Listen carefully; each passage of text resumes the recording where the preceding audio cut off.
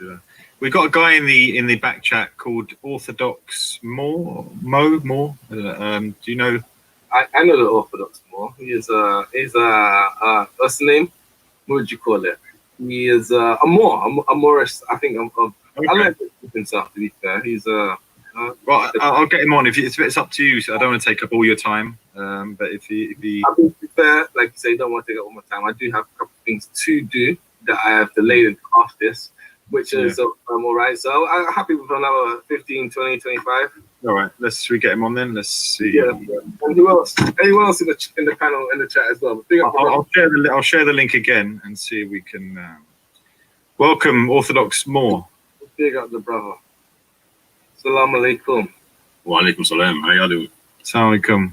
Always good to have you, brother. It's been a minute. Yeah, likewise, man. Fantastic conversation. I just had two quick questions that I wanted to ask you, Brother Scattermine. I'll let you go because I know you're probably pressed for time. One, what can and should African descent Muslims do in order to work together to solve issues in the community that aren't being solved? Good question. And two, are there any plans to build between people like you and Uncle Dan Juma and people like Khalid from Somali speakers, etc., whatnot, and having those conversations at Speakers Corner and whatnot? Yeah, to be fair, I mean, shout out to Khalid and Somali speakers and everything he's doing. He's doing a lot. But to be fair, I have not been to Speakers Corner for a long time anyway. And then COVID hit, and I hadn't gone definitely because of COVID. I'm not necessarily in a rush to get back to the park. Recent images from the park haven't necessarily been that great or positive from what I'm seeing in terms of how people are behaving and interacting. I'm not seeing that many great conversations. I'm seeing a lot of drama and, like I say, a lot of WWE type stuff. I'm not in a rush to get back to that, but I would like to go to the park at some point and talk to some people. Is there any chance of like you and Rospec and Uncle Dan Juma and Khaled getting on a panel together, like on COE or something like that, on YouTube? There's always a possibility of that. I think Rospec is busy right now. Like I've been talking to Rospec and stuff. He's got a lot on. He's doing a lot of work. To be fair. As am I, to be fair. But like he got like, so I'm not sure how soon or how possible that would be. And I know Uncle Dan Juma is quite oh no, like he's not gonna just give up time for nothing. Do you know what I mean? He's gonna want to know what we're talking about, what the point is. And he is you gotta respect the uncle because he's a man of knowledge. He's not a man here to debate or to No, that's what I'm saying is like talking about solutions or whatnot, not necessarily not trying to debate stuff. I think he would definitely be a great person as a black person talking about solutions. Like I spoke to Jordan a bit earlier about one of the organizations I was introduced to, the Salam Project, which is what's Caribbean Muslims here in the UK, and that by a guy called Ismail Lee South. And the interesting thing is Ismail is very much a younger of Dan Juma. Dan Juma raised him. Dan Juma, like, he's my uncle basically. My cousin, my family are very well linked in with Dan Juma and Dan Juma's people, etc. In terms of the black Muslim community, Dan Juma's been a towering figure. I've been involved in a lot of stuff within the community for a long time. So he will definitely have solutions. He'll definitely have ideas for community problems. And so that conversation could be possible. To be fair, I need to reach out to Dan Juma because I haven't spoken to him for a while myself, to be fair. And yeah, that conversation could be possible. Could be possible. One last question. How do you think that we can use Islam to unite the divide between East and West Africa? Because I was listening to some brothers the other day from East Africa going in on some brothers from West Africa, and I was like, it broke my heart. And I was like, wow, because they're like, you know what I'm saying? That's some of that.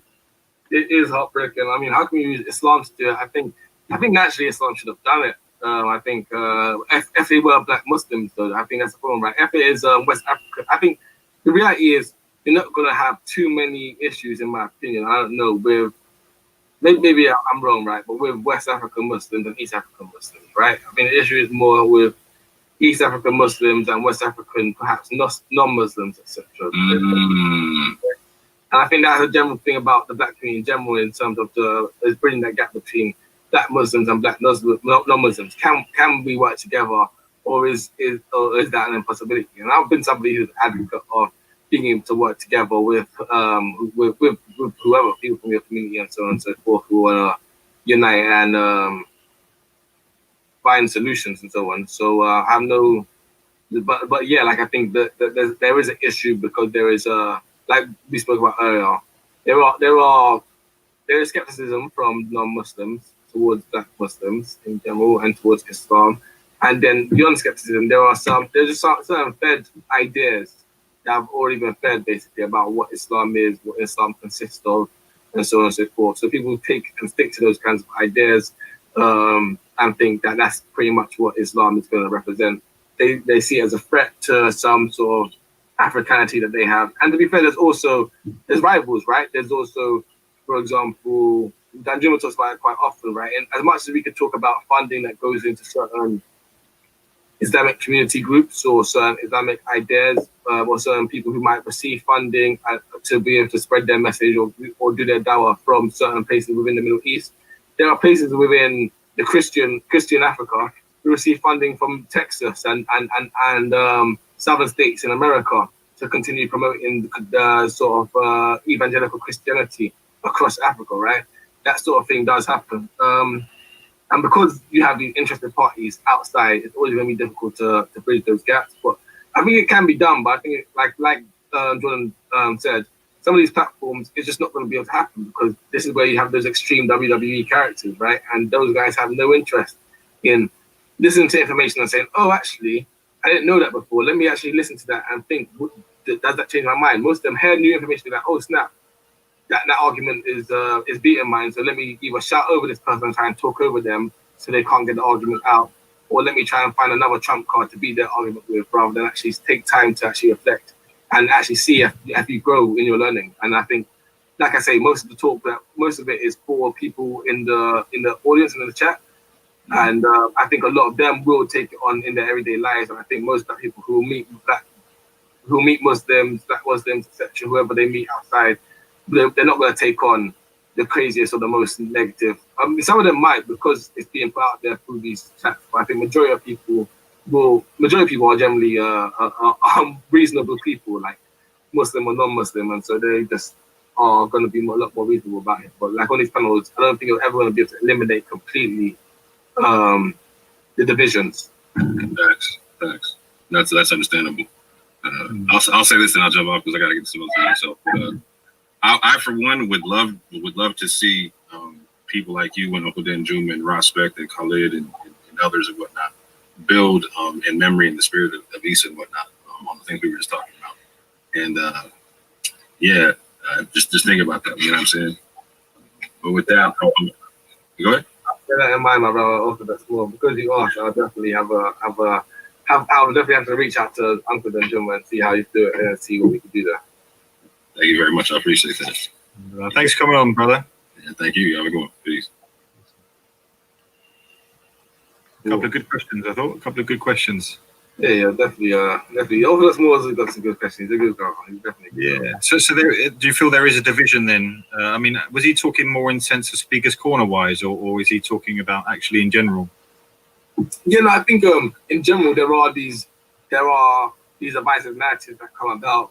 I think a lot of it is led by not the Speaker's Corner, but also online YouTube personalities who have led it, and because they repeat these arguments online, people who watch it end up repeating them in real life, etc.